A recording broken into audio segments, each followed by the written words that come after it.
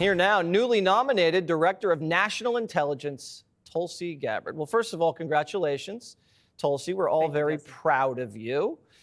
Take us into the room or the airplane when this was offered to you. How did it go down? We had a great conversation and talked a little bit about the work that needs to be done. And I was grateful and honored to accept President Trump's offer to serve our country and support his objective to defend the safety, security, and freedom of the American people as the Director of National Intelligence.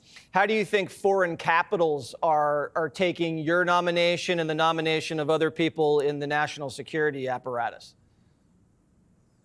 It's a good question. I think President Trump has already shown how active he has been in not waiting around for day one on January 20th or 21st, but he's already leading. He's already engaging with so many of these world leaders around the world on the phone constantly, and he's showing the kind of leadership that the American people voted for. Do you expect resistance from the inside? Because there was a lot of resistance in the first term, and how would you deal with that? The American people delivered quite an incredible mandate for change in this election, with the popular vote and the electoral vote overwhelmingly saying, hey, we want Donald Trump as president, and we've had enough of the Harris-Biden regime. Of course, there's going to be resistance to change from the swamp in Washington.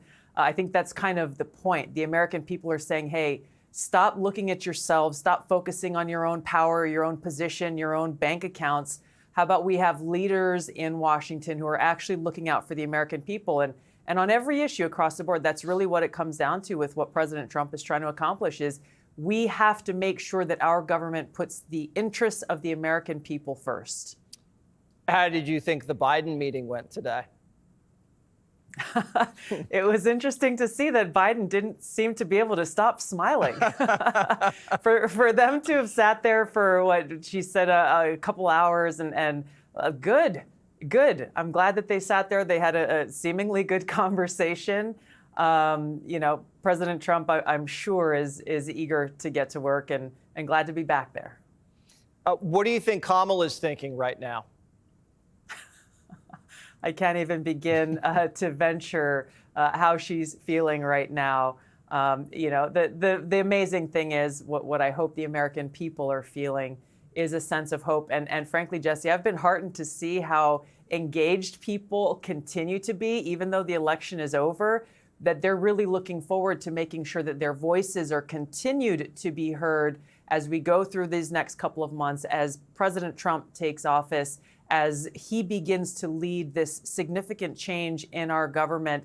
To me, this is what an active and thriving democratic republic looks like. It's not just centered around an election every 2 years or every 4 years. It's going to continue to require an active populace in this country in order to bring about this kind of change that makes sure we have truly a government of, by, and for the people. And you're going to be very active working alongside this team. You got Waltz, you got Radcliffe, you got Pete Hegseth, Marco Rubio. How excited are you, and what are the plans?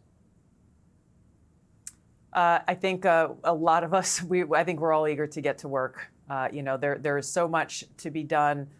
Meetings have already begun. President Trump is leading the charge in making sure that on day zero, once he takes that oath again on January 20th, that we're all chomping at the bit to get after it. That's great. I mean, that's why people are so excited. You can feel it. You can smell it in the air almost. It's almost distracting because people can't wait to get started and see what you guys are going to be up to. How are your Democrat colleagues taking it, or former Democrat friends? You know, you left the Democratic Party, you became a Republican. Now you are in a Republican administration. What's been the reaction from those people? You know, Jesse, I'm actually pretty heartened. I've heard from some of my former Democrat colleagues who are still serving in office today, as well as some who've left and are no longer serving in the House or the Senate, reaching out and in what I hope could be and should be an effort for us to work together and put the American people first, to uphold, support, and defend the Constitution, and again, ensure the safety, security, and freedom of the American people. This should be the objective of every single member of the House and the Senate, every single person who works in our government. And so I was glad to hear from some of my former colleagues who I haven't heard from in a little while. That's really nice. I mean, you'd expect that in a republic. You know, everybody wants to be safe. Yes. Everybody wants to be secure. It should be bipartisan. Do you expect to get the support from leading Democrats when you push an America First agenda through? I would hope that we have elected leaders who have heard the American people in this election, even if it didn't turn out the way that they wanted, and recognize that this is our opportunity to come together as a country and put the American people first and work together in order to be able to accomplish that. Nothing controversial about putting the American people first. Tulsi Gabbard, I'm going to have to call you secretary now. I know you haven't been confirmed, but it's the polite thing to do. Director, excuse me. I can't even get it right. There's a lot of titles flying around. It's hard to keep track of. Thank you so much. Great to see you, and good luck. Thanks, Jesse.